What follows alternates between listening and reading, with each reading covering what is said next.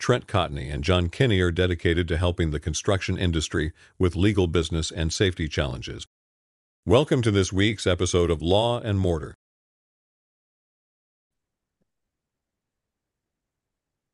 Hey, this is Trent Cotney. I'd like to welcome everybody to another episode of Law and Mortar. As always, I've got the man, the myth, the legend, John Kenney with me. John, how are you doing?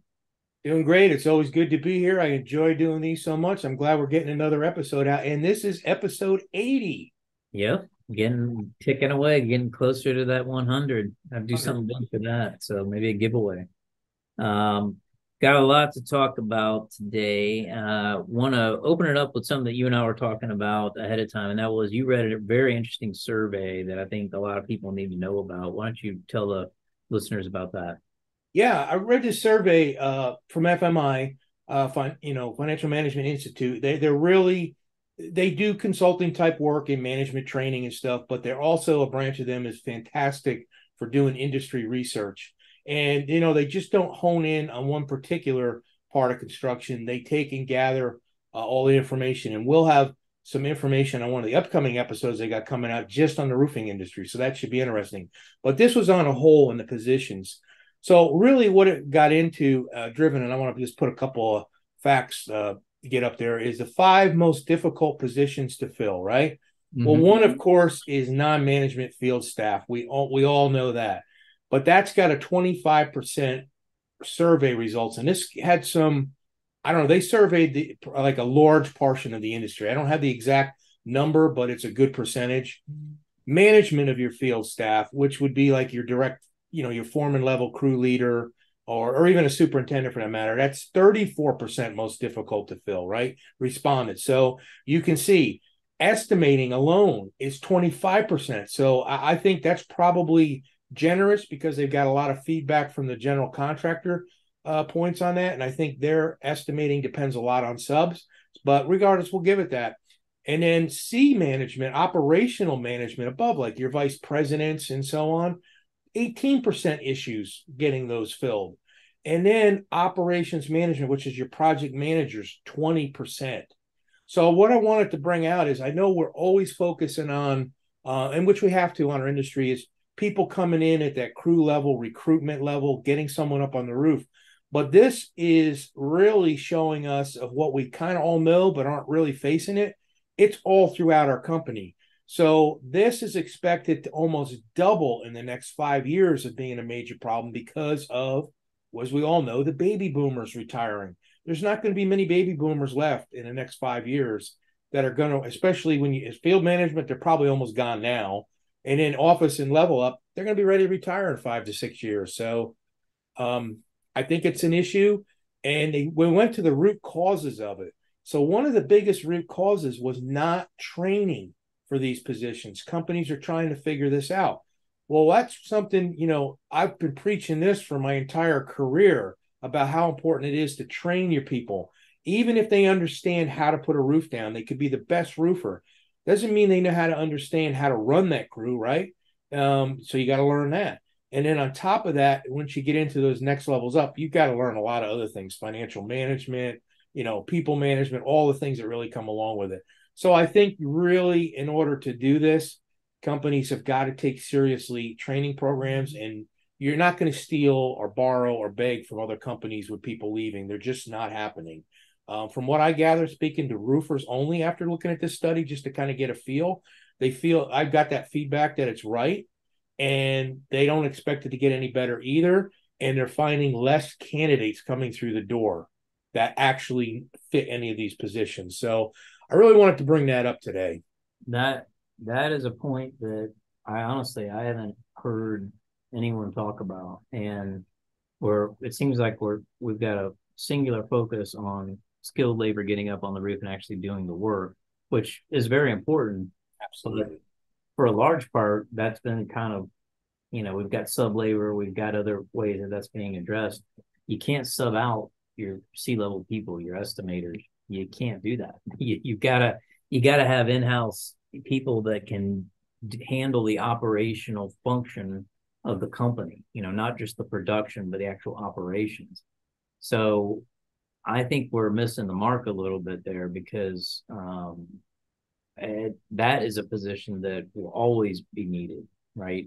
Even if technology or other things come in to kind of replace our traditional crews, you still need that operational component, and I think there's a lack of that. And I know there's attempts to, whether it's in high school or college or elsewhere, go through programs that kind of help with that, but a lot of it requires on the job training. That it needs to be pushed harder, and I think a lot of that's a very well, I want to see more on that, John. I really think that's something that I haven't heard anybody really talk about today. Very interesting. And where did you say that survey was again? FMI. So you can actually download it right off of their website. It's Mm-hmm. just out. What I'm going to do is I haven't had a chance to deep dive it. I just actually got this yesterday. I want to deep dive into this and really get some good points, and we'll have a follow-up on this. It's definitely worth a follow-up. Yeah, great insight there, and I hope our listeners are paying attention because that's something that I don't think anybody's really focused on. I want to touch on briefly. We've got FRSA coming up here just a few short days. The expo, second largest in the U.S. We've got a ton of different things that we're doing. You're speaking several times. I'm speaking a few times. Got other people from a firm there that's going to be speaking. Great trade show, all kinds of events, lunches, dinners, you name it. One of the topics that I'm talking on, this is unique. I've never done this presentation before for anyone. It's on reputation management and the legal issues associated with it. And it was very interesting. And, I deal with this sort of on a daily basis when contractors call me and say, hey, I got a bad review. How do I get it off? How do I get these people to stop saying bad things about me? All that kind of stuff. And there's a variety of ways to deal with that. Everything from cease and desist letters to lawsuits if needed. But, what's interesting is in preparation for this, really looking into, the SOPs and the other things that you can do and how you need to really come up with a strategic plan to actively manage your reputation. And this is something that is new within the last 5 or 10 years. The presence and the dominance of online reviews on your social media presence, on the general perception that's out there, it can be manipulated for good or bad, right? And I think a lot of contractors, especially, contractors that may be from the old guard, don't understand the value of being able to manage that proactively.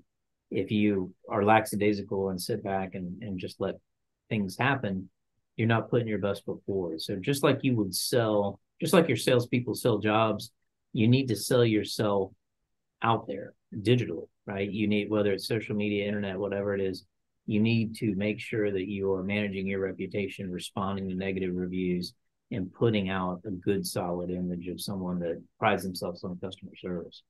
So, John, I know you have to counsel a variety of contractors, and this is one of those things, it's sort of the intersection of business and law. They go hand in hand, right? So I know you've probably dealt with this as well.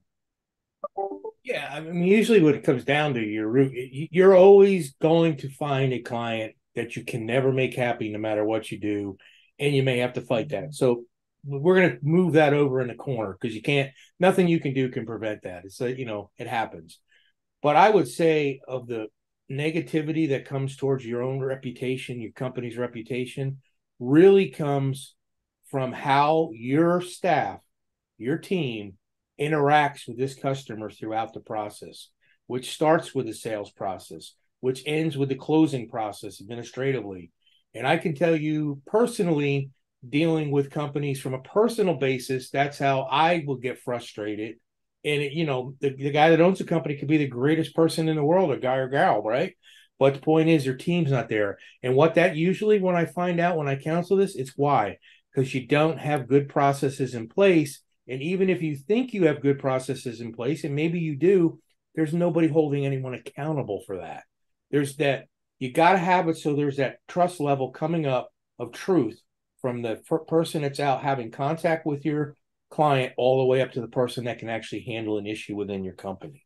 And also I recommend setting guides of when a problem needs to be uploaded, right? When it needs to go to the next level. If people understand that and know they're not going to get in trouble for moving it to the next, piece of the checkerboard up there, you're going to be a lot better off. And the best way to prevent that, what you're talking about the legal side, is to prevent it on the business end before it even starts. Right, right. So, John, we talked about a lot today. We're at the end, so now it's your favorite time. And I've got one picked out that I knew we were going to talk about today anyway. So this one is from Jose, and Jose's question is do you think he wants to know if we believe it is a good thing to hire third parties to assist in the review process, obtaining reviews and things like that. And I guess I'd have a couple of comments there. One is recognize that, you know, there are plenty of places out there where you can buy reviews. Don't do that because there are a variety of, you know, opinions and other things out there. Federal Trade Commission has commented on it. If you get found out, then it could potentially be a problem, right? So always look for legitimate reviews. Now, there are a ton of great third-party companies out there that will help you solicit those reviews from actual customers, right? That will work with you on that process. I think they're perfectly acceptable, you know, and they can do it in a way where it makes sense. They can integrate with your team and your customer service team and make sure that you are actively trying to get reviews, right? And not all of them are going to be great, right? But at the end of the day, the goal is to make sure that you've got a viable online presence. So I think they are useful from that standpoint. What's your take on it, John? Yeah, I agree with you on the way you laid it out. Soliciting reviews, we call them fake reviews. They're not well. Not only that, they're going to mess up your Google ratings and everything else. So they pick up on that almost immediately. Yes, as far as management, there are good firms out there that manage gathering your reviews from your legitimate clients and managing that process to make sure they go up. And if you're not set up in-house to do that yourself, then you may have a good option to go outside and do that. So I agree wholeheartedly on that. Okay. Yeah, and that's it. You know, I think the name of the game is staying ahead of the curve and make sure you're doing whatever you can to, you know, put your best foot forward and have your customers see it. So I'd like to thank everybody for listening to us today. Make sure if you like us, listen to some of our old episodes. There's almost, like John said, this is number 80. Stay tuned, if not next week, the week after, for another episode of Law and Mortar. I know we'll have some good topics, especially after going to the FRSA Expo. If you'd like to reach me, you can reach me at trent.cotney@arlaw.com. John, how can they get you? J. Kenney at cotneyconsulting.com. Fantastic. We'll see you guys soon. Take care.